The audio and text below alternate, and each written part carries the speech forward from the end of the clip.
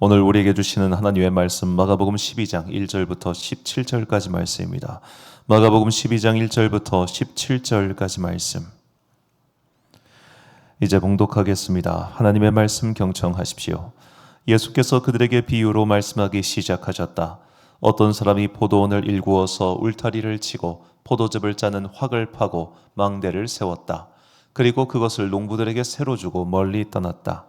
때가 되어서 주인은 농부들에게서 포도원 소출의 얼마를 받으려고 한 종을 농부들에게 보냈다.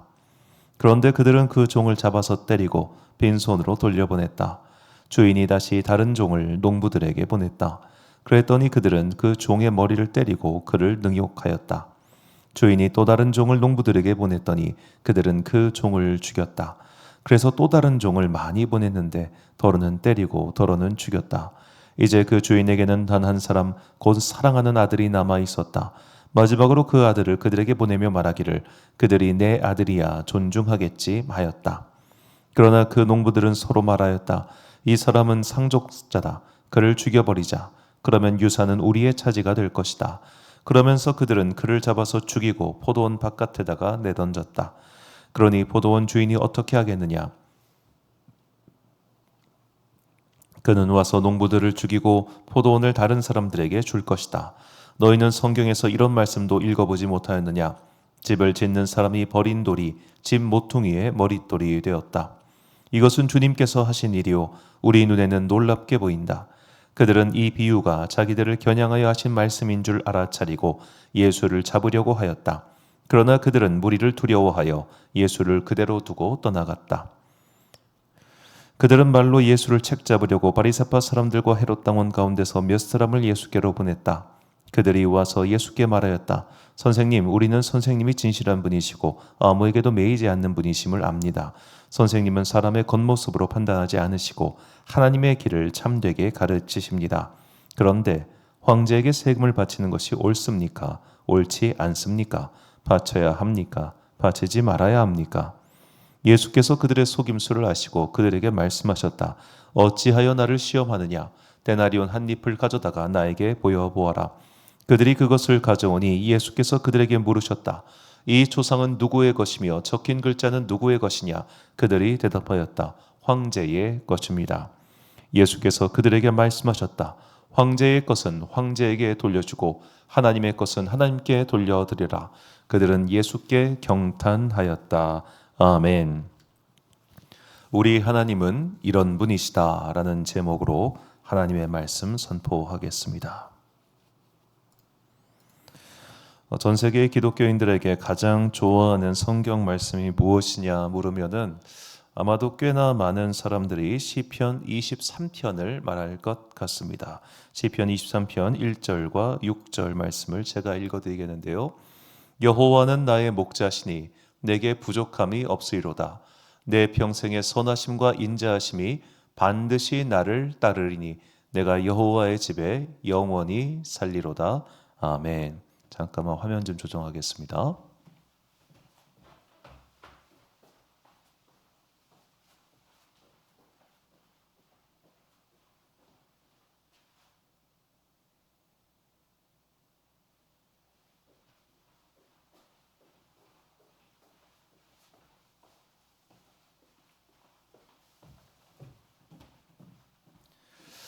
자, 여기서 우리가 좀 주목할 만한 단어는 나를 따른다라는 단어입니다. 히브리어 라다프라고 한 단어인데 이 단어의 뜻은 추격하다, 뒤를 쫓다라는 의미를 가지고 있습니다. 자, 하나님께서 우리의 목자가 되어 주시니 부족함이 없다고 시인은 고백합니다. 그런데 그 부족함이 없는 상태는 도대체 어떤 상태인가? 나의 평생에 하나님의 선하심과 그분의 자비가 나를 쫓아온다는 겁니다. 사냥꾼이 사냥감을 추격하듯이 하나님께서는 우리를 항상 시야에 두고 우리를 쫓아다니시면서 우리를 챙겨주시고 지켜주신다고 시인은 고백하는 것이죠. 하나님은 당신의 자녀들을, 당신의 사람들을 포기하지 않으십니다. 그들을 추격하듯이 지켜주고 계십니다.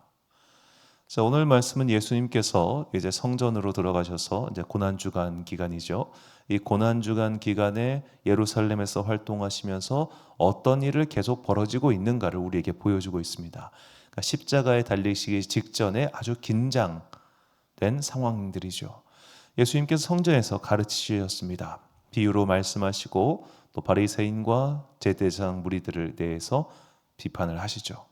자, 그리고 나서 이제 대제사장 무리와 바리새인들 몇 사람이 예수님을 찾아오는데 그 찾아온 동기에 대해 오늘 본문에서 마가는 이렇게 말을 합니다. 본문 13절 말씀 보니까 그들이 예수의 말씀을 책 잡으려 하여, 책 잡으려 하다.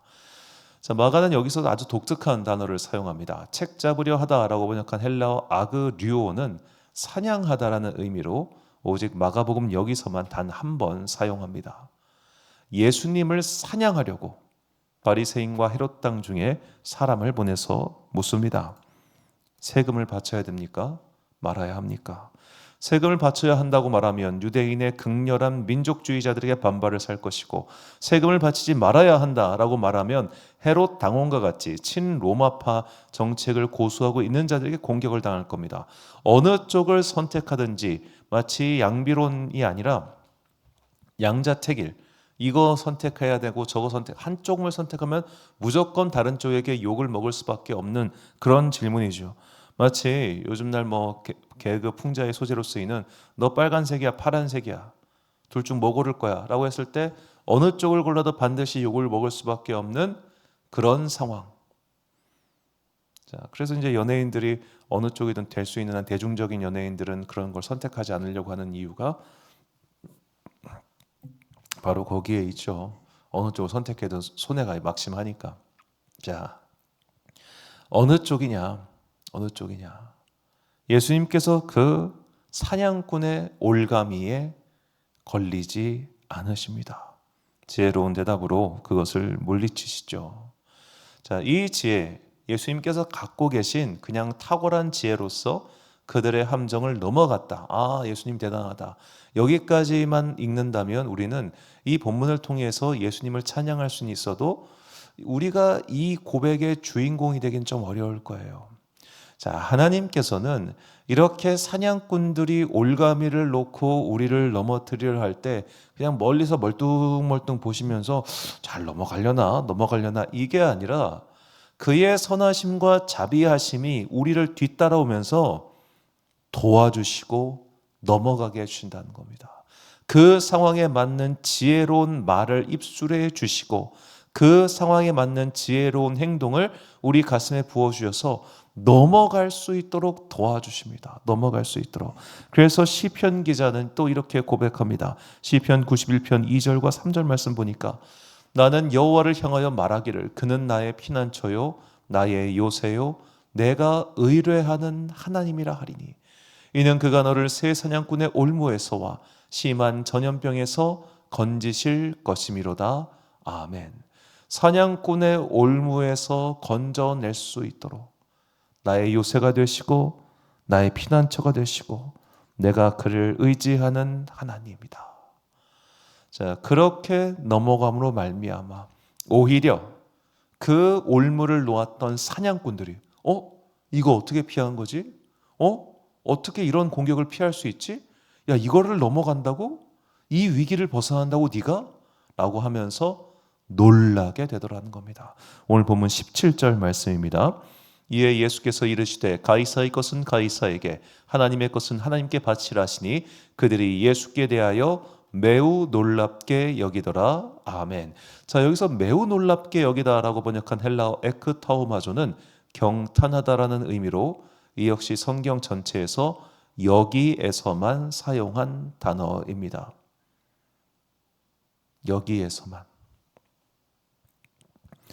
사냥꾼이 올가미를 펼쳐놓고 기다리고 있습니다. 너 한번 걸려봐라. 너 제발 좀 망해봐라. 그렇게 악의가 가득한 세상을 지날 때 하나님을 의지하는 백성들은 그 악의 가득한 그물을 뚫게 될 겁니다. 그리고 나서 사람들은 놀라게 될 겁니다. 아니, 저거를 넘어갔다고? 저 어려움을 벗어났다고? 저 사람 완전 망했었는데 여기서 벗어난단 말이야? 라고 놀라게 된다는 거죠. 이것이 하나님을 의뢰하는 자들에게 주시는 놀라운 은혜임을 우리는 경험해야 합니다. 이제 올해의 마지막 새벽 기도회입니다. 올해를 보내면서 저 개인적으로는 참 감사한 일이 많았습니다. 새벽 기도니까 조금 더 편하게 말씀드리자면 사실 올 한 4월 초까지는 진짜 힘들었습니다. 이제 교회를 이전하는데 천안 쌍용동에서 성전을 예배당을 시작할 때는 그때는 이제 거룩한 빛 광성교회에서 인테리어 비용 일체를 지원해 주셨기 때문에 빚이 없이 시작을 했습니다. 그리고 거기는 이제 전세 보증금도 얼마 되지 않았고요. 지금 현재 이곳으로 올 때는 그냥 우리가 그동안 모아놓은 돈 그리고 헌금, 성도들의 헌금, 그리고 이제 저 개인적으로 가정의 빚을 내 가지고 할 수밖에 없었습니다. 지금도 계속해서 매달 그 빚을 갚아가고 있습니다. 그러니까 따로 자본이 없기 때문에 당연히 다 카드 대출, 보험 대출 이걸 받을 수밖에 없었죠. 뭐 성도들에게 대출 받으라고 하겠습니까? 제가 대출 받아야지. 자, 그렇게 해가지고 많은 빚을 져가면서 이렇게 시작을 했습니다. 솔직히 월세도 어마어마합니다.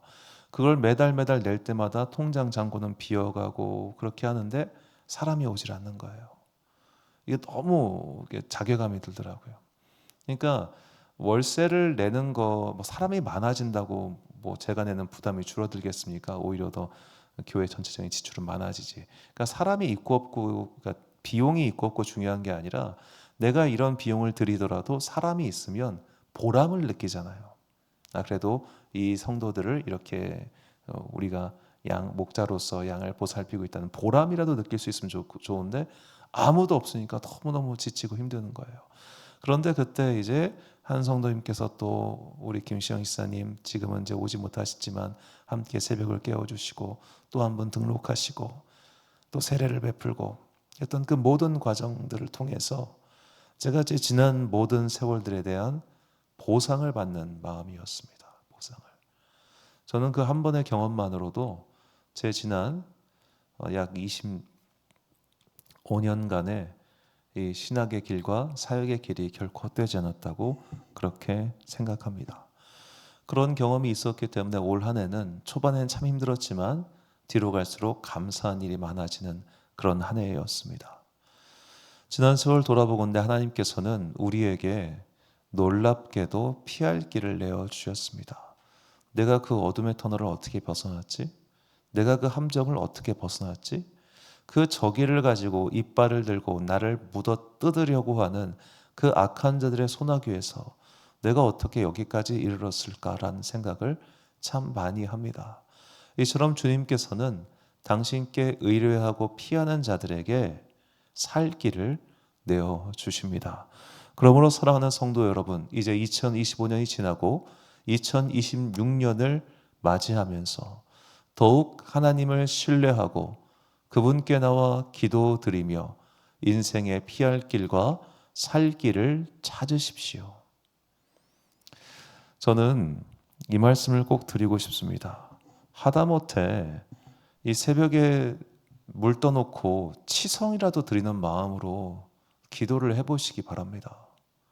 아무것도 하지 않으면서 내 삶 가운데 변화가 일어나길 바란다면 너무 염치 없는 것 아닙니까? 우리는 그 정도의 수고도 하지 않은 채 그저 하나님의 도움을 너무 쉽게 바라는 것 같아요. 너무 쉽게. 물론 우리의 행위로 인해서 그런 것이 오는 것은 아닙니다. 그러나 그런 행위에는 진실이 있습니다. 마음의 중심에 진실이 없는 사람은 행동도 하지 않습니다. 바꿔 말하면 행동하지 않은 당신은 그 진심이 없을 가능성이 매우 높다는 겁니다.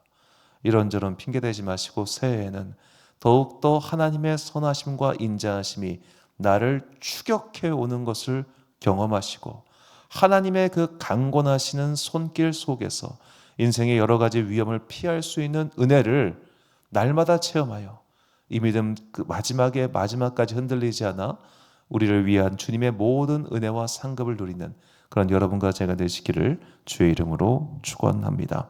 결단의 말씀 시편 40편 15절부터 17절까지 말씀을 우리 함께 봉독하겠습니다. 시작. 나를 향하여 하하하하하며 조소하는 자들이 자기 수치로 말미암아 놀라게 하소서.